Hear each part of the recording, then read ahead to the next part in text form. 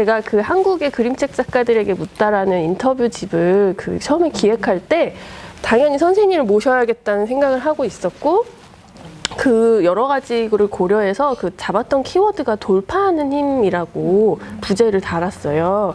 이게 이제 다른 나라 그림책 작가들하고 비교했을 때 한국 작가님들이 갖는 고유한 에너지가, 그 정체가 뭘까? 이런 게 제가 또 어떤 말로 좀 규정해보고 싶어서 그런 부제를 달았고, 그리고 이제 작가님의 작업 방식도 굉장히 돌파력이 필요한 방식으로 작업을 하시잖아요. 근데 그것뿐만 아니라 그림책에 나오는 인물들, 그 서사를 끌고 가는 인물들의 태도 역시도 어떤 어려움이나 난관 같은 거 앞에서 냉소나 체념을 하기보다는 그래도 하면 달라질 수 있어, 우리가 좀 더 믿은 만큼 좋아질 거야 라고 굉장히 낙관적인 태도로 세상을 보는 세계관이 있는 게 이 그림책이라고 느꼈어요. 그래서 이제 돌파하는 힘이라는 키워드를 잡게 됐는데요. 이제 저희가 인터뷰한 지 벌써 1년 지났잖아요. 그때 이제 돌파하는 힘이라는 걸로 인터뷰 질문지 받고 하셨을 때 어떻게 느끼셨는지 여쭤보고 싶어요. 그러니까 인터뷰하다 보니까 그 돌파하는 힘에 끈기도 있는 것 같아요. 제가 그 꽃할머니 하면서 이 용맹호 책 하겠다고, 베트남전 하겠다고 했는데, 어쨌든 10년 동안 제가 포기하지 않았고 끝까지 책을 낸 거, 이게 저한테 있는 힘이 아닐까. 그게 엄청난 힘이죠, 선생님. 선생님은 제가 돌파하는 힘이 있나요? 이렇게 말씀하시는데 그게 늘 어렵거든요. 한 번만 더 해볼까? 그러니까 이 10년의 시간이라는 건 굉장히 긴 시간이었을 테고, 중간중간마다 이만하면 된 거 아닐까 싶은 순간이 분명히 있었을 텐데, 그때마다 어쨌든 조금만 더 해볼까라고 그 힘을 더 내는 거는 사실 쉽지 않은 것 같거든요. 두고 봐라, 이런 거지. 두고 봐라. 내가 10년 후에 두고 봐라. 내가 20년 후에 두고 봐라. 30년 후에 두고 봐라. 이렇게 온 것 같아요.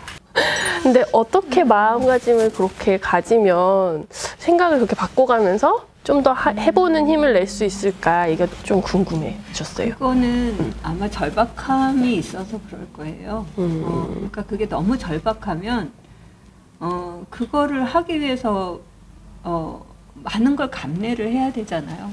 내가 그림을 그리고 싶은 거, 또 그림책을 하고 싶은 거, 그리고 정말 내가 뭔가를 이루고 싶은 거, 그것이 간절하게 있으니까 그거를 포기하면 살고 싶지 않을 것 같은 거예요. 그러니까 그렇게 간절하니까 그거를 끝끝내, 지금은 안 되지만 내가 나중에는 하리라, 이것을 매일마다 다짐하게 되고, 그러면서 하루를 이렇게 그 안에서 열심히 뭔가를 하나하나 차곡차곡 하게 되는 거 아니었을까. 네. 그 지금까지 다루셨던 그림책의 뭐 소재라고 할 수도 있고 주제라고도 할 수도 있는데, 제주 4.3 사건이 있었고, 뭐 일본의 위안부 문제도 있었고, 베트남전도 있고, 민주화운동도 있고, 되게 커다란 주제잖아요. 사실 이게 그냥 성인 도서에서 작정하고 풀자면은 한 단행본 10권도 만들 수 있는, 엄청나게 자료도 많고 입장 차이가 되게 다른 여러 가지 주체가 섞여 있는 사건들이거든요. 근데 이거를 이제 정말 아이들도 이해할 수 있는 50쪽짜리로 담는다는 건 되게 어려운 도전인 것 같은데, 선생님이 이제 작업하는 방식에 대해서 좀 여쭤보려고 해요. 일단 공부를 많이 하시죠, 선생님? 네. 뒤에 보면은 막 그 참고 자료 목록이 막 거의 논문 수준으로 뒤에 붙어 있더라고요. 그 나무 도장 같은 경우에는. 네네. 그래서 이번 용맹호 때는 어떤 공부들 좀 하셨어요? 대학교 다닐 때 이 베트남 전쟁에 대해서 좀 알게 됐어요. 베트남전을 이렇게 간간히 마주칠 때마다 이렇게 나한테 쌓였던 지식이 조금은 있었어요. 근데 이제 그래도 이 베트남전을 그러면은 한편으로 다뤄야 되는데, 또 한편으로는 참전 군인들이 있잖아요. 그 참전 군인들이 저희가 어렸을 때, 제가 60년생이니까 초등학교 때였을 거죠. 그때 그 맹호부대 노래를 너무 신나게 불렀어요. 뭐 온 학교 전국적으로 다 불렀으니까 맹호부대 노래를. 그러고 나서 우리 집에 그 참전 군인이 가끔씩 가다 왔는데 그분이 이제 이렇게 손이 다쳐가지고 여기 갈고리를 이렇게 하고 이제 뭐 이렇게 다리가 잘려서 이제 목발을 짚고 이러고 이제 그 동네를 떠도시는 분들이 계세요. 근데 우리 집이 이제 조금 잘 살았어요. 그 주유소를 해가지고 그러면 그분이 와가지고 그 주유소 이렇게 돈 이렇게 받는 돈 통이 이렇게 있거든요. 그럼 이제 거기다 이제 예전엔 다 현금이잖아요. 그럼 현금 받아서 이제 거기 돈 통에 이렇게 놓는데 그 앞에서 이 갈고리를 막 쾅쾅 치면서 막 위협을 해요. 그러면 이제 부모님들이 막 와가지고 그 돈 이렇게 챙겨서 좀 드리고 그랬던 기억이 나거든요. 그래서 굉장히 무서웠었어요. 이제 그런 기억들 그리고 그때 저희 어머님 아버님도 그렇고 동네에서도 그분들은 어쨌든 나라를 위해서 나갔는데 다쳐서 오신 거잖아요. 그러니까 마을에서 그분이 밥 달라고 그러면 다 밥 주고 돈 달라고 그러면 돈 주고 이렇게 했던 기억이 나요. 그래서 이제 그런 기억들 이런 것들이 이제 경험 속에 많이 이렇게 있었어요. 이제 그렇게 하다 보니까 제가 풀어낼 때 정작 많이 봤던 거는 그분들의 증언이에요. 그리고 또는 이제 베트남의 민간인 피해자의 증언들 그거를 다 읽고 그리고 2000년도에 1999년도 말부터 그 구수정이라고 하는 그 분이 베트남에 이제 공부하러 갔다가 민간인 학살을 알게 돼요. 그래서 이제 그것을 다 조사하고 한겨레 21에 계속 투고를 하거든요. 기사를 내보내면서 그게 이제 한겨레 21에 실리면서 그 기사가 거의 한 1년도 넘게 기사가 있어요. 특집 기사들이. 이제 그거 이제 다 보고 그거를 제일 많이 보면서 이제 구체적인 어떤 용맹호라고 하는 캐릭터를 만들 수 있었던 것 같아요. 이렇게 배경 지식을 당연히 공부하는 것도 너무 중요한데 제 생각에는 그림책이기 때문에 그 모든 걸 다 담을 수 없는 그렇죠. 곳이잖아요, 이곳은. 그러면 내가 이번 책에서는 무엇을 하겠다는 것을 정말 딱 한 개밖에 할 수 없는 것 같거든요. 그래서 작가님께서 이번 책에서 집중할 딱 하나로 결정하신 게 제가 읽기에는 이런 역사적인 배경을 설명하거나 그때 우리가 한국이 국제 정세상 이런 게 있어가지고 참전할 수밖에 없었고 뭐 이런 설명은 거의 하지 않으셨고 참전 군인인 그 용맹호가 가해의 기억을 가지고 오늘을 사는 게 얼마나 고통스러운가 그 고통의 경험 개인적인 차원의 고통의 경험을 묘사하는 거에 딱 집중하셨더라고요. 근데 이게 그 전작들 같은 경우에는 나무도장, 저희가 이제 제주 4.3 사건을 다뤘던 요 나무도장 책 같은 경우만 해도 책의 앞부분에 이 제주 4.3 사건이 있게 된 배경, 그리고 국제적인 정세의 배경 이런 것도 좀 할애를 하셨어요. 그리고 그 16도 마찬가지였고 근데 요번 작품에서는 그걸 일부러 안 하신 것 같은 느낌을 저는 받았거든요. 그래서 어떤 이유에서 그 선택을 하셨는지 여쭤보고 싶었어요.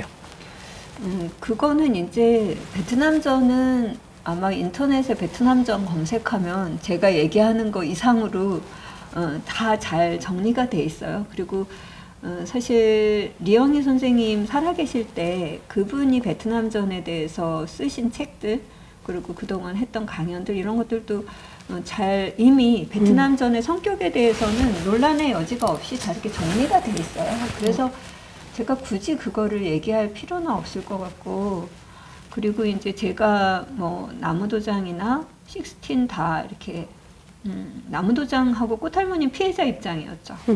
16은 이제 가해자인 16이 오히려 피해자의 이야기를 담아서 이제 이야기를 풀어가거든요. 그러니까 어느 정도는 다 피해자 입장에 섰는데 이 용맹호는 그것만 그러니까 피해자 입장으로 하려면 사실 베트남에 있는 민간인 학살을 겪으신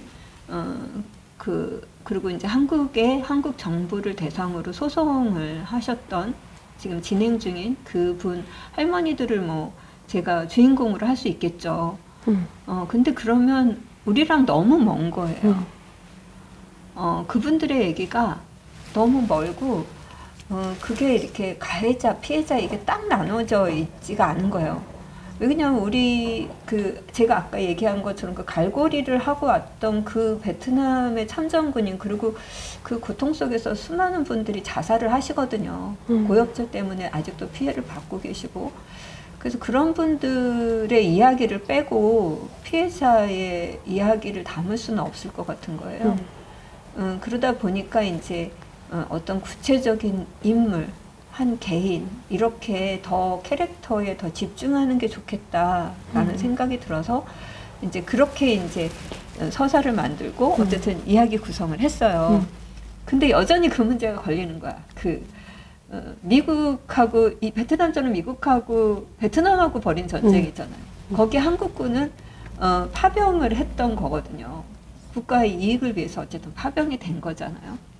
그 부분을 어딘가에 넣어야 되는데, 그리고 제가 그 부분을 계속 못 넣고 있었어요. 근데 무슨 이렇게 그때 모니터링 하는 큰 자담회가 있었는데, 거기서도 그 얘기가 나온 거예요. 이 전쟁은 우리나라하고 한국하고 베트남하고 싸운 전쟁이 아닌데 왜 그렇게 책이 구성돼 보이나 라고 하는 문제가 계속 나오면서 마지막에 그래서 제가 그 부분을 넣었습니다. 네네. 제가 한번 보여드릴까요? 여기 이렇게 이야기가 다 끝나고 마지막에 작가의 말 나오는 페이지에 한 켠에 이렇게 네, 파병 전에 기념사진, 군인들 왜 찍어주는 기념사진 같은 거, 그러니까 젊은 시절의 용맹호의 얼굴을 이렇게 그려 넣으셨는데 주변에 뭐가 있죠?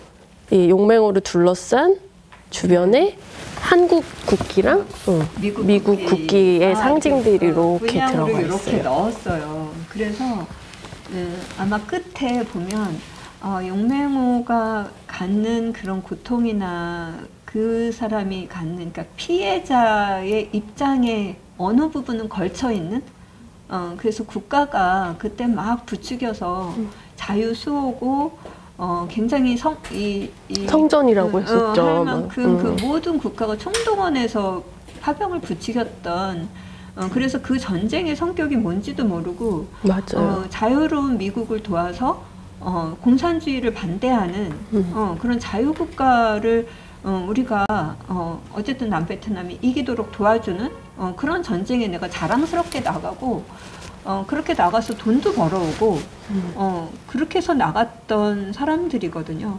그랬을 때 그 성격을 어딘가에 넣어야 돼서 이제 마지막에 이 국가에 대한 충성, 그 다음에 이 국가가 그때 미국과 동맹하면서 얘기했던 그 방공 이런 것들이 이제 한 개인한테 어떻게 이렇게 마지막 삶까지 끈질기게 자기를 괴롭히는 걸로 남아있는지, 그런 것도 이제 구조적인 문제를 이번에는 뒤에 이제 좀 간단하게 이렇게 넣게 됐어요.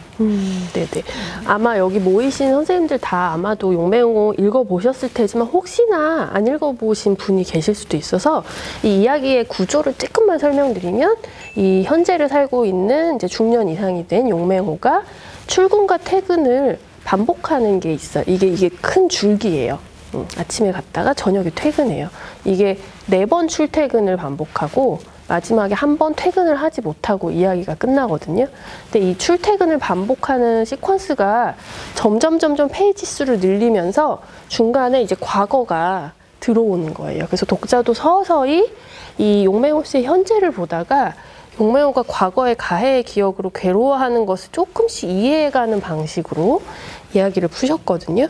근데 이제 그 중반부부터 과거가 현재로 이렇게 중첩되기 시작하는 순간부터 용맹호 씨한테 무슨 일이 벌어지는데 몸에 신체의 변화가 생겨요. 뭐 눈이 3개가 되고 귀가 3개가 되고 이런 식인데요. 그래서 이제 괴로워하는 모습은 되게 많이 그려져 있어요. 용맹호 씨가. 근데 또 이제 제가 전작들을 다 봤다 보니까 이게 연결되어서 자꾸 그런 질문이 생긴 것 같은데요. 제주 그 4.3 사건에서 가해자로 나왔던 외삼촌이 있어요. 이야기 안에서. 제가 그 장면 한번 보여드릴게요. 이 외삼촌이 이야기의 마지막 부분에 이렇게 참회하는 피해자였던 시리 앞에서 이렇게 자기의 과오를 되게 통렬하게 참회하는 장면이 나오고요. 그리고 이제 16은 그 일반 시민들한테 발포했던 16 총 입장에서 쓴 이야기이기 때문에 16 자체도 나중에 시민군 편에 서는 걸로 자기의 죄를 속죄하는 장면들이 나오거든요. 근데 요번에 용맹호에서는 아까 제가 이제 마지막에 퇴근을 못하고 그냥 끝났다고 말씀드렸잖아요. 그냥 괴로워하다가 앰뷸런스에 실려가고 이야기가 끝나요. 그래서 우리의 주인공인 용맹호가 스스로 자기가 뭘 저질렀는지 이해하거나 그것에 대해서 뭐 속죄를 하는 모습이 그려지지 않고 단순히 앓다가 끝나는 것처럼 또 보이는 거예요. 근데 이것도 분명히 작가님이 의도한 바라고 느꼈거든요. 네. 네, 굉장히 애쓴 장면이에요. 용맹호 눈물을 흘리긴 하거든요. 네네네네. 눈물을 흘리는데 그게 참의 눈물로 보이면 안 될 것 같은 생각. 그러니까 그거는 가해자가 다 저질러 놓고 민간인 학살하고 성폭력 다 하고 그리고 자기 눈물을 흘리고 나 용서해달라 이렇게는 할 수 없는 거예요. 그거는 용서는 피해자가 할 수 있는 거지 가해자가 용서해달라고 할 수 있는 문제는 아니라고 저는 생각을 했거든요. 그래서 이 책이 가해자의 자리에 선다는 게 무엇인지 이게 얼만큼 고통스럽고 용기 있는 행동인지 그 과정을 고통스럽게 겪는 거 그래서 자기가 갖고 있었던 모든 발판이 다 무너지고 자기 몸도 끊임없이 고통을 받는 그 과정 속에서 가해자라고 하는 위치가 있다는 얘기를 하고 싶은 거예요. 우리가 그것을 봐야 되는 거고 우리가 그것을 공감하지 않으면 피해자의 고통이 결코 보이지 않을 거라는 생각이 드는 거예요. 그래서 섣불리 참여하면 안 돼요. 안 됐어요. 그래서 눈물은 흘리지만 가장 그 고통에 사람들이 공감하고 그리고 이 사람이 우리 공동체 내에서 떠나지 않았으면 좋겠다. 이런 사람들이. 여러분들이 용맹호가 살았으면 좋겠어요? 죽었으면 좋겠어요? 아니 죽은 것 같아? 아니면 살은 것 같아요? 이렇게 저는 살은 것 같았었어요. 그죠? 저도 용맹호가 살았으면 좋겠거든요. 네네. 근데 어떤 분들은 용맹호를 죽었다고 하시는 분들도 계세요. 아, 그렇구나. 그러니까 그 참정 군인의 경험을 갖고 계신 분들이 의외로 주변에 많이 계셨어요. 그래서 그렇게 자살하신 분들, 그러니까 특히 이제 농약 먹고 자살하신 얘기도 제가 듣고 했는데, 이제 그런 걸 옆에서 봤던 분들은 죽었을 것 같다, 못 일어날 것 같다.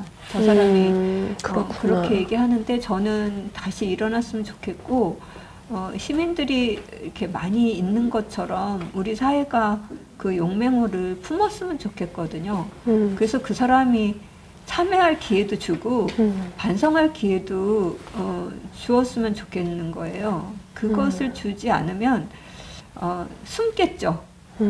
철저히 자기가 안 했다고 부정하거나 그 경고한 그 부정의 틀 속에 갇히거나 아니면 자살하거나 그렇게 해서 아마 이 사회에서 밀려날 건데 그렇게 밀려나지 않았으면이라고 하는 생각이 들었습니다.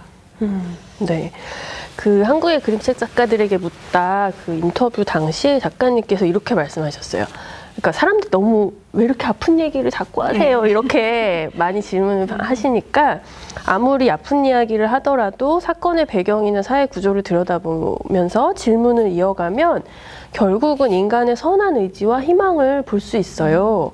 그러니까 어느 사건에나 비극적인 사건에나 선한 의지를 가지고 그걸 어떻게든 좋게 해보려고 노력한 노력들이 있다는 거죠. 잘 들여다보면. 그런 걸 발견하게 되는 순간 이제 작품도 끝낼 수 있고 저도 많이 회복이 됩니다. 이렇게 말씀해 주셨는데요. 요번에 용맹호 작업 과정에서 발견하신 그런 선한 의지와 희망의 부분이 어떤 거였는지 궁금하고 작가님이 개인적으로 이제 나 좀 인간에 대한 믿음도 다시 되찾았고 인류에도 다시 잃지 않고 사랑할 수 있을 것 같아 앞으로 계속 이렇게 회복되었다라고 느낀 순간이 있으실까요? 다른 그러니까 16이나 거기에 외삼촌, 남도저 남도저. 외삼촌 다 네네. 선한 사람이잖아요. 네네네. 그러니까 가해자 위치에 있었지만 그거를 거부하고 저항했던 사람들이에요. 그러니까 거기에는 당연히 그런 상황에, 그러니까 총을 쏠 수밖에 없는 상황에서도 총을 비껴 쏜 사람이 있구나. 뭔가 그것을 저항한 사람이 있구나. 자기 목숨을 걸고 이렇게 해서 이제 그 희망을 봤는데 이 용맹호에서는 어떻게 봤을까 너무 궁금했어요. 이 용맹호를 선하게 그리면 안 되는 거였던 거예요. 맞아요. 그러니까 네. 중간에 이제 그 성폭력 장면. 네네네. 제가 보여드릴게요. 그거를 드릴 때 제가 맨 처음에 설정은 용맹호가 앞에서 자기가 나서서 이렇게 잔혹하게 그렇게 하는 게 아니라 다른 전우들이 하고 용맹호는 뒤에서 자기가 그거를 지켜보는, 그러니까 약간 선한 사람, 그러니까 이렇게 약간의 반성의 여지가 있는 사람으로 맨 처음에 설정을 했어요. 근데 그러면 안 돼, 이야기가 안 되는 거예요. 우리가 가서 한 잘못이 그러니까 애둘러서 얘기가 되고 피해서 돌려서 얘기가 되는 거예요. 그래서 이 용맹호를 가장 앞서서 잔인하게 우리가 전쟁에 저지른 잘못을 그대로 가장 정확하게 드러낼 수 있는 캐릭터로 만들어야 되는 거예요. 그러니까 이제 용맹호가 가장 용감하게 자기가 씩씩하게 남성성 막 과시하면서 그래서 이제 폭력을 막 하는 거고 뒤에서 시시덕거리는 전우들이 용맹한 용맹호, 사나이 용맹호 이렇게 부추기는 어떤 그런 상황으로 설정을 하게 되고 또 뒤에 이제 그 민간인 다 이렇게 모아놨을 때도 그래도 그때도 이제 사실 그 명령을 받는 그 용맹호 얼굴을 저렇게 그리게 되고 그리고 그 전장에 보면 수류탄을 이제 그 불 지르는데 던지고 이런 사람으로 용맹호가 가장 국가에 충성한다고 생각하고 그게 애국이라고 생각하면서 했던 그 사람의 열정 이런 것들을 오히려 부각시키는 쪽으로 잡다 보니까 제가 치유가 안 되는 거예요. 그러니까요. 제가 너무 그게 궁금하더라고요. 그래서 너무 아픈 거야 막. 그게 진짜 몸이 아픈 게 이게 피해자의 입장하고 가해자 입장은 너무 달라요. 피해자는 내가 아무리 이게 힘들어도 그것을 내가 요구하고 정당성을 요구하면 되는데 가해자는 끊임없이 자기 잘못을 되돌아봐야 되는 거고 자기 죄에 대해서 질문을 해야 되는 위치인 거예요. 그래서 이제 용맹호가 결국은 쓰러지잖아요. 네네네. 그렇게 이 과의 기억으로 전쟁 트라우마로 인해서 결국은 이제 이렇게 쓰러져요. 마지막에. 그리고 끝나요. 그래서 그리는 내내 사실 더 힘들었어요. 그 부분을 표현하는데. 근데 제가 오히려 그릴 때 희망을 봤던 거는 오히려 베트남전의 성격을 그리는 장면이었었어요. 그러니까 지금 표지에도 나와 있는데 네네. 그게 이제 저기죠. 본문에도 이 장면이 그대로 있는데 그 베트남 전에 그 사람들이 10년 넘게 그 세계에서 가장 강하다고 하는 미국 그리고 무기를 가장 많이 퍼부어서 베트남 아름다운 자연을 다 잿더미로 만들어도 그 사람들이 그 땅굴 속에 들어가서 아이를 낳고 거기서 아이를 키우고 또 그 아이들이 자기의 그 삶의 터전을 마련하기 위해서 전쟁에 나가고 그렇게 해서 그 사람들이 싸워왔던 그 힘? 거기에 여성들이 있었던 거예요. 저는 그 사진 자료들을 이렇게 계속 찾으면서 거기가 정글이니까 이제 그런 사진들이 이제 어쨌든 자료가 많이 있어요. 찾아보면. 그러면 그 정글 굴 속에 들어가 있는 그쪽에서 간호하시는 분들이 그 부상자가 들어오면 그 안에서 다 치료하고 거기서 바느질 다 해서 옷 만들고 아이 낳고 그렇게 키우는 그 작업도 하고 또 경우에 따라서는 여기 탄약상자 들고 가잖아요. 네네. 여기 뒤에서 이렇게 그래서 여기에서 이제 그 무기를 들고 남베트남 베트콩들한테 그것을 주기 위해서 그 무기들을 운반하고 이런 것도 다 해요. 그리고 그 총을 이렇게 메고 있는 그 여성들의 그 표정이나 그런 것들을 보면 그 사람들이 싸웠던 건 결국은 그렇게 아기를 이렇게 안고 있는 자기네들이 편안하게 자기 나라에서 외부적인 간섭 없이 통일된 나라에서 살려고 하는 그들의 꿈이었다라고 하는 그 생각이 오히려 저는 치유가 많이 됐어요. 그리고 베트남의 아름다운 자연, 그게 오히려 그리면서 치유가 돼서 아마 그 용맹호는 쓰러졌지만 용맹호의 그 옆에 있는 불의 옥잠이나 네. 커다란 물 야자수나 그런 정글의 어떤 숲이나 그런 자연이 갖고 있는 아름다움을 그래서 이렇게 일부러 펼친 면을 이렇게 구성하신 거군요. 네. 네. 항상 자연 속에 자연을 같이 그리면서 오히려 그래서 제가 치유가 많이 됐습니다. 그렇군요. 지난 작업들과는 되게 다른 방식의 네. 그 치유 과정이었네요, 정말로. 네. 그 여러분도 너무 이야기 들으면서 느끼셨겠지만은 작가님은 계속 이제 가해자의 자리랑 어떤 의미인가, 그리고 그 피해자한테 어떻게 하면은 진정한 사과가 되는 것인가, 이런 식의 질문을 지금 10년째 정말 꽃할머니 때부터 지금까지 역사적인 소재는 바뀌고 있지만 그 질문 자체는 바뀌지 않은 채 계속 지금 탐구하고 계시는 것 같아요. 그 처음엔 피해자 입장에 온전히 쓰셨다가 이제 더 들여다보면 들여다볼수록 완전히 피해자이기만 한 사람도 없고 완전히 가해자이기만 한 사람도 없기 때문에 이렇게 선생님의 생각도 발전해 오고 있는 것 같거든요. 더 깊어지고. 그래서 이제 저는 이거를 다 감싸는 단어가 용서 같았어요. 이게 용서. 사람들이 일상적으로 쓰는 말이거든요, 용서는. 근데 이 용서라는 단어가 생각하면 생각할수록 진짜 어려운 단어더라고요. 왜냐하면 예를 들면 이렇게 베트남전처럼 국가가 동원되어서 간 전쟁에서 개인적 차원에서 과오를 저질렀어요. 그럼 그 피해자인 베트남 국가한테 용서를 구해야 되는 건가? 베트남의 민간인 한 명 한 명한테 용서를 구해야 되는 건가? 그러니까 용서의 주체가 누구이고 구하는 자의 주체는 또 누구인가? 이런 식의 질문도 되게 복잡하고요. 그리고 용서를 한다는 게 조건 없이 그냥 무조건 다 용서해 줄게 이런 게 용서인지, 너가 죄값을 다 책임지고 어떤 상응하는 무언가 행동을 하면 우리가 그거에 대해서 용서를 해줄게 라고 조건을 달아서 하는 게 용서인가, 이런 식의 질문이 굉장히 이어질 수 있는 단어거든요. 그래서 되게 어려워요. 되게 철학적인 말이기도 하고요. 근데 이제 작가님, 제가 이렇게 느꼈는데요. 작가님께서 용서라는 그 화두에 대해서 관심이 계속 이어지시는 이유가 혹시 뭘까 여쭤보고 싶어요. 특히 어린이 독자들한테 그 이야기를 계속 지금 해주고 계시니까요. 어린이 독자한테 특히나 이 화두를 좀 알려주고 싶으신 이유가 있을까요? 아마 아까도 잠깐 얘기했지만 저는 가해자가 용서해달라고 그러면 아무리 참회를 하고 반성을 하고 그래서 용서해달라고 하면 그거를 누가 용서를 할 수 있을까? 그 당사자가 누구일 것 같아요? 유일하게 용서를 해줄 수 있는 사람. 피해자잖아요. 그죠? 피해자 말고는 어떤 사람도 그 사람을 용서할 수 없다고 생각이 들어요. 근데 피해자도 아마 피해자 안에서도 좀 입장 차이가 있겠죠. 맞아요.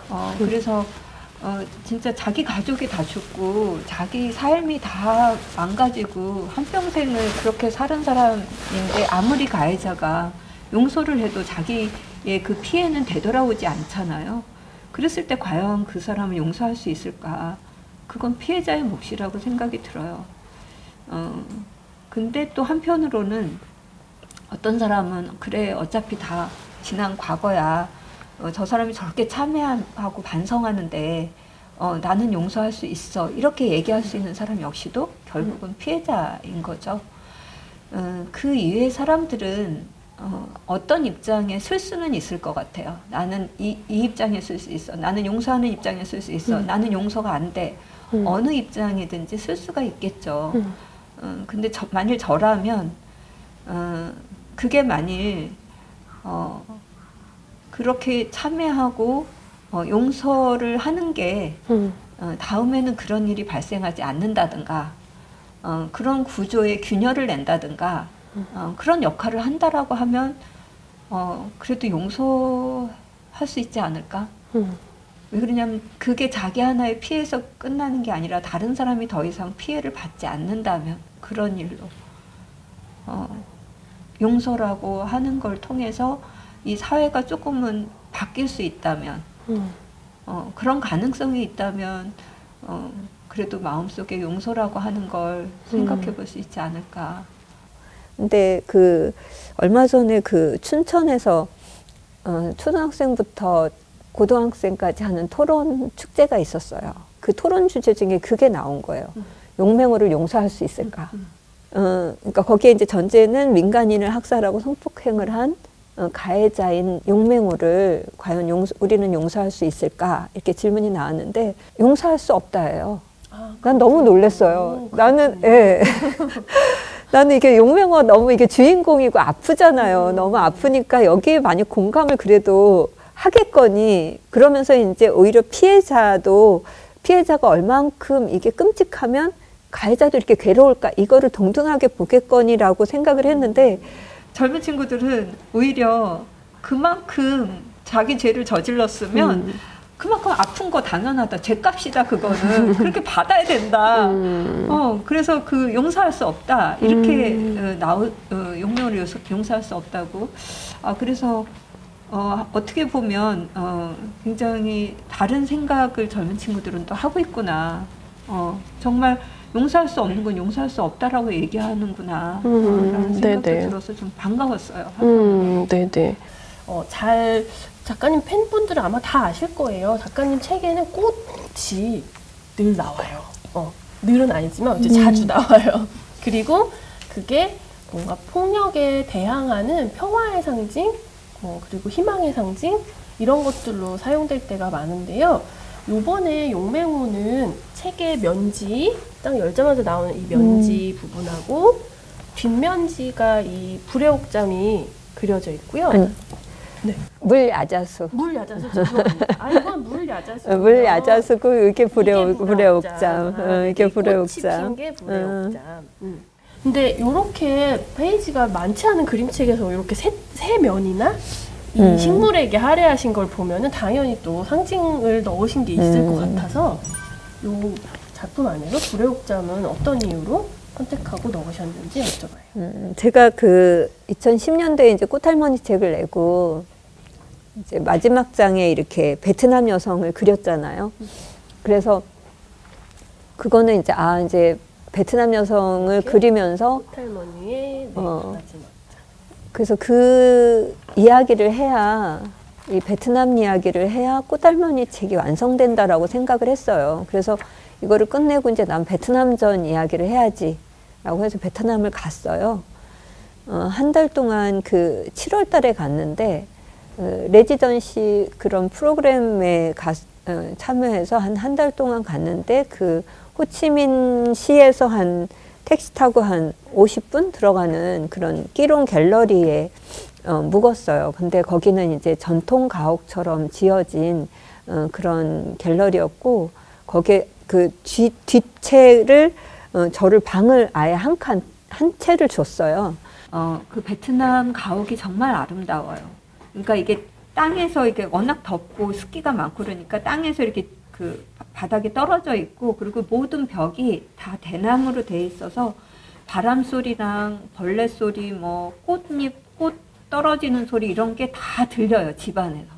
문 바깥도 다 들리고 너무 아름다운 곳이었는데 그 다음날 이제 아침에 그 집 뒤로 이렇게 돌아가면 바로 사이공강이 아주 넓은 사이공강이 이렇게 천천히 흘러가는데 거기에 이제 배도 다니고 근데 거기 아침에 갔더니 커다란 불의 옥잠 더미가 거의 어떤 큰 거는 진짜 약간 작은 섬만 하기도 해요.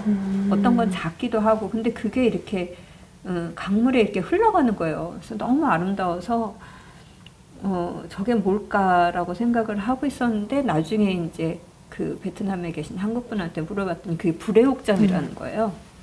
그러면서 그 얘기를 해주셨어요. 그러니까 그 베트콩은 이제 남베트남 민족 해방 전선 그거를 이제 그 좀 비하하는 말로 베트콩 이렇게 얘기를 하는데 그 베트콩이 그 이제 그 무기가 많지 않고 그 정글을 이용해서 굉장히 많은 싸움들을 하거든요. 그 이동도 해야 되고 그럴 때 그 바로 불의 옥잠 밑에서 빨대를 물 밖으로 내밀고 그 밑에 들어가서 이동을 한다는 거예요. 적한테 숨기지 않도록.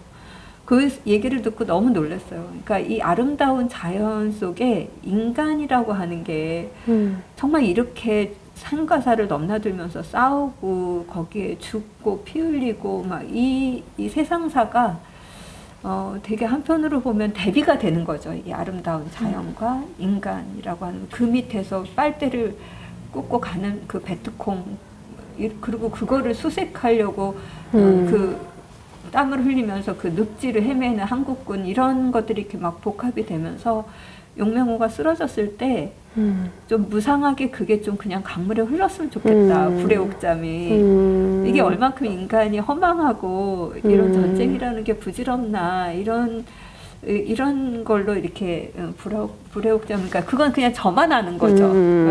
지금 어떤 그런 건 없이 나는 그런 의미로 이 불의 옥잠을 그리고 싶다 이렇게 해서 넣어진 거예요. 방금 살짝 이제 언급해 주셨는데 그거는 작가만 아는 거죠 이렇게 하셨잖아요. 근데 생각보다 그림책 안에는 그렇게 작가님들이 자기만 알게 이렇게 숨겨놓은 게 굉장히 많아요. 근데 그거를 이해하고 이렇게 발견할 때 또 쾌감도 있고 독서가 되게 풍성해지는 느낌도 받거든요. 독자 입장에서는. 뭐 이를테면 그러니까 왜 그런지 생각해보면 그림책은 워낙에 함축적인 책이잖아요. 그러니까 만화책 같은 거하고 비교해보면 이미지 안에 담겨있는 뭐 서사와 맥락 이런 게 되게 더 풍성하고 한 컷의 이야기가 많이씩 담길 수밖에 없는 그런 특징이 이제 그림책의 특징이다 보니까 그림이 너무 많은 이야기를 담고 있을 때가 있는 거죠. 근데 이제 독자 입장에서는 그걸 다 내가 못 읽고 지나치면 어딘가에 내가 놓치는 게 있지 않을까라는 또 불안감이 생기기도 해요, 한편으로는. 그래서 작가님들 설명 이렇게 북토크나 이럴 때 와서 듣고 나면 어머, 그때 거기에 그게 있었단 말이야? 그러면서 이거를 나중에 누가 알려줘야 또 발견할 때가 있거든요. 뭐 이를테면은 요번에 용맹호 장면에서 이 용맹호가 과거의 그 기억들로 막 괴로워하는 장면 중에 하나에 이런 게 있어요. 이렇게 옛날에 전쟁터에서 부비트랩 이렇게 막 밟으면 터지는 지뢰 부비트랩을 밟아서 산산조각이 난 어떤 신체가 위에 그려져 있고요. 밑에 이제 잠을 자야 되는데 그런 기억 때문에 잠을 못 자고 설치는 이렇게 용맹호가 같이 그려져 있는 컷이 있는데요. 제가 처음 혼자 읽을 때는 여기서 그냥 옛날에 그냥 폭탄 터졌나 보다. 그래서 되게 충격받았나 보다까지밖에 못 읽었어요. 그런데 작가님 북토크를 제가 그냥 관객으로 들었는데 이게 요게 하나하나가 다 이야기가 있는 거더라고요. 예를 들면은 여기에 보면 사진이 한 장 그려져 있습니다, 여러분. 근데 이게 전후 사진이더라고요. 용맹호의 전후예요. 그리고 여기 보면은 요거 이 식별 목걸이 있죠? 군인들이 쓰는 식별 목걸이. 거기에서 터져 나간 이 소녀, 기도하는 소녀 상징. 요런 거가 사실은 부비트랩을 밟아서 우리나라 아군들도 피해를 되게 많이 봤대요. 그러니까 그 미군이나 우리나라 군인들이 설치한 부비트랩에 우리가 스스로 그 피해가 이렇게 얻는 거죠. 피해를 받게 되는 거죠. 그런 장면이었다라고 얘기를 작가님이 해주시니까 그제서야 보였어요. 그리고 이제 뭐 불의 옥잠, 아까 설명해 주신 불의 옥잠도 그렇고 이 작가가 설명하기 전에 이런 섬세한 디테일을 잘 알아차리는 독자가 되고 싶은데 이거 설명 듣기 전에는 이게 안 되는 건가? 이런 질문이 일단은 들었거든요. 그래서 그림을 잘 읽는 그림책 속에 그림을 잘 읽는 독자가 되려면 저희는 어떻게 해야 될까요? 그림책은 한 번 보지 않고 여러 번 보면 다 보여요. 그리고 제가 볼 때는 혼자 보지 말고 여러 명이 같이 이야기하면서 보는 것도 좋은 방법인 것 같아요. 그리고 자기가 혼자 보면 글을 자꾸 읽게 되잖아요. 글을 읽고 그림을 보게 되는데 그러지 말고 누군가 읽어주면 읽어주는 걸 귀로 들으면서 그림을 보면 굉장히 많은 게 보여요. 그래서 그렇게 여러 명이 앉아서 같이 읽고 거기 그림에 대해서 얘기하고 그리고 발견된 거, 그 작가가 어떤 이야기를 여기에 이렇게 끌고 가려고 하는지를 찬찬히 들여다보고, 그리고 나서 또 다시 한번 보면 또 다른 게 보이고 이럴 것 같아요. 저는 여러 번 봤으면 좋겠어요, 그림책을. 그러면 좋은 해석들이 미처 작가가 넣지 않은 전혀 다른 해석들도 나올 수 있고요. 그 사담이긴 한데 저도 그 글씨로 그냥 묵독이라고 하죠. 소리 내지 않고 제가 글씨를 따라가면서 먼저 읽었었거든요, 용맹호를. 근데 작가님 북토크 사계절 출판사에서 한 북토크 때 작가님이 이거를 딱 그 읽어주셨어요. 낭독을 해주셨어요. 제가 이미 다 본 그림과 글이었는데 확실히 느낌이 너무너무 달랐고, 그리고 그 사람의 음성에 실리는 감정과 에너지 같은 게 당연히 크잖아요. 그거가 이렇게 강력한 힘이 되는구나, 서사에 딱 붙여주는구나, 그것도 좀 느꼈던 것 같아요. 저 울 뻔했거든요, 사실 그때. 그날 강사 작가님 낭독을 듣는데 너무 슬픈 거예요. 그러니까 그 왜 낭독에 보면 뒤에 네. 글이 없는 장면 두 장면이 나오잖아요. 네네네. 과거 회상하는, 네네네. 완전 학살에 동참하는 장면들. 그리고 글을 읽지 않는 장면이 두 장면이 지나가는데 거기에 사람들이 그림을 충분히 볼 수 있도록 시간을 맞아요. 되게 많이 오랫동안 제가 할애를 했어요. 그러니까 침묵이 굉장히 오랫동안 지속이 된 거죠. 그리고 나서 마지막에 이제 그 이렇게 하고 중대장이 왜 귀찮게 모아놨어, 깨끗이 처리해, 이 말을 했을 때 그 침묵 속에서 무슨 일이 있었는지를 상상할 수 있잖아요. 그러니까 제가 읽어드렸던 그 선생님 그걸 상상한 거예요. 그 침묵에 무슨 일이 일어났을까. 그거는 그림을 보기 전에 글만 가지고 상상을 하고 나중에 이제 그림을 보는, 그것도 그 침묵이라고 하는 그 상상을 해볼 수 있겠구나, 그런 생각이 들었어요. 그 일부의 마지막 질문은 작가님의 그림체의 변화에 대한 거예요. 그 작가님께서 꽃할머니 하기 전에는 되게 좀 옛날 책 갖고 왔죠. 이 일과도구 꽃할머니 직전 작업이셨는데요. 이 일과도구 때 예를 들면은 지금 이게 목공소 장면을 제가 예로 보여드려요. 이 책은 우리가 일상에서 만날 수 있는 다양한 일상적인 공간 안에 얼마나 많은 디테일한 기능을 가진 사물들이 이렇게 있는지를 공간을 바꿔가면서 계속 보여주는 그런 작업이거든요. 이렇게 뭐 식당도 갔다가 뭐 목공소 갔다가 뭐 이렇게 양장점도 갔다가 뭐 이런 책이에요. 근데 지금 보시면 아시겠지만 그림체가 굉장히 뭐랄까요, 디테일이 많고 노력하시는 듯한 느낌을 계속 받았어요. 그러니까 이 전작들도 계속 그랬던 것 같고 작가님 데뷔 작품인 만인의 집은 정말 더 그렇고요. 네, 그래서 이런 경향으로 한참 동안 그림체를 유지하면서 깔끔하게 현실을 잘 옮기는 그런 작업을 하시다가 꽃할머니 때부터 약간 추상적인 이미지들이 섞이기 시작하더니 이제는 엄청나게 시공간이 막 다 중첩되는 그림들을 그리고 계세요. 특히나 저는 이번에 용맹호가 그게 되게 뭐랄까요, 많이 보여졌던 그런 책이었던 것 같아요. 이를테면은 요거 한번 볼까요? 요게 이제 마지막에 용맹호가 막 괴로워하다가 앰뷸런스에 실려가기 직전이에요. 돌부리에 걸려서 그러면 넘어졌어요 하고 쓰러지는데, 보면 이게 더듬더듬 가다가 넘어지는 용맹호의 현재와 그의 머릿속과 마음에서 막 소용돌이 치고 있는 과거의 소리들, 막 헬리콥터 소리, 뭐 막 총소리, 사람들이 뛰어오고 뭐 이런 것들이 한꺼번에 그냥 한 컷으로 그려져 있어요. 그리고 아까 작가님께서 베트남전의 성격을 잘 보여주는 컷이라고 하셨던 이런 것도 마찬가지로 현재와 과거의 시공간이 막 뒤엉키고, 그리고 뭐랄까요, 현실의 스케일, 사이즈 있잖아요. 예를 들면은 사람보다 자동차가 당연히 크죠. 그런 거에 이제 옛날에는 되게 존중되었던 것 같아요. 작가님의 그림체 안에서 현실의 논리들이 잘 존중되었던 것 같은데, 요즘의 그림을 보면 그거 다 잘 존중이 안 되고 되게 막 뭐랄까요, 막 모든 것이 뒤섞인 느낌? 이런 걸 좀 받았어요. 그래서 이런 그림체의 변화가 또 말해주는 게 있을까요? 작가님의 생각의 변화랄지? 제가 그림을 배운 거는 어쨌든 그 미나라든지 우리 전통 그림에서 나왔던 형식들을 가지고 공부를 하고 따라 그려보고 이렇게 했던 거거든요.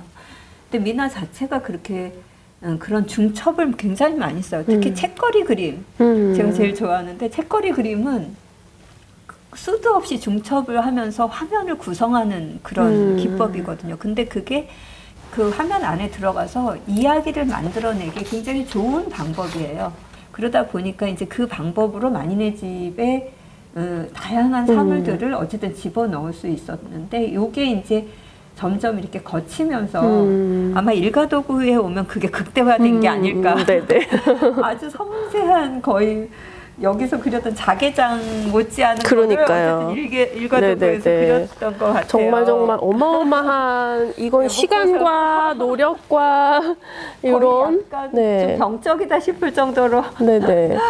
그렸던 것 같은데, 근데 그게 이제 이렇게 그려서는 특히 그 꽃할머니를 그릴 수가 없는 거예요. 이 방법으로는. 그러니까 그런 그 고통이나 아픔, 뭐 성폭력 이런 추상적인 거, 그러니까 은유나 상징을 통해서 이렇게 표현해야 되는 이런 것들, 그거를 이 방법으로는 그릴 수가 없고, 그 대신 요런 식의 네, 은유나 상징이 많이 들어가는 방식으로 바꾸셨죠. 그렇죠. 근데 오로지 이 지금 마니네 집처럼 그렸던 장면이 그 기록된 장면이에요.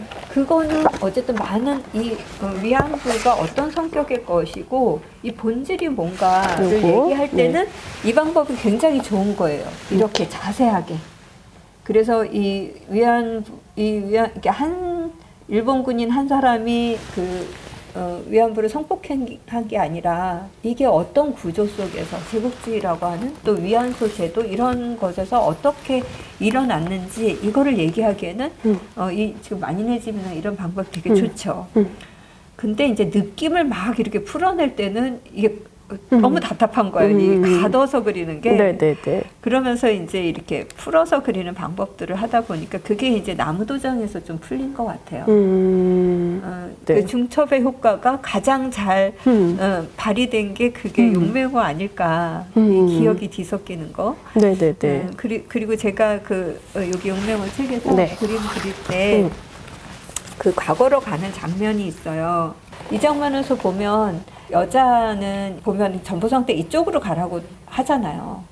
이쪽으로 가라고 하는데 용맹호는 이리로 간단 말이야. 근데 이것도 그릴 때 스케치 자세하게 하지 않았어요. 그러셨어요? 전체 그거를 한 게 아니라 더민북에 러프 스케치만 하고 이제 화판에다가 이제 연필로 대충 이렇게 그려놓고 이제 하나씩 그려나가기 시작했거든요. 근데 그릴 때 그런 감정이 막 일어나는 거예요. 용맹호한테. 너 그리로 가지 마. 너 그리로 가면 가장 아픈 너 과거를 만나게 돼. 그러니까 그냥 그거 무시하고 저기 여자 따라서 저쪽으로 가라고 하니까 저쪽으로 가라고 하는 그 마음이 막 이렇게 그림 그리면서도 막 일어나는 거예요. 그래서 그렇게 구체적으로 어떤 사실을 알려야 될 때는 그냥 세심하게 그리고 막 풀을 때는 확 풀고, 맨 처음에는 그러면 안 되는 줄 알았어요. 뭐 이렇게 세심하게 그릴 땐 다 세심하게 그리고 풀 땐 다 풀어야 되는 줄 알았는데, 여기 하다 보니까 일가도구도 막 들어가 있고 나무도장도 들어가 있고 막 이렇게 뒤섞이면서 오히려 작가님이 가장 자유롭게 어쩌면 작업하신 그런 그림체라고 볼 수 있겠네요. 네네, 너무 감사합니다. 저희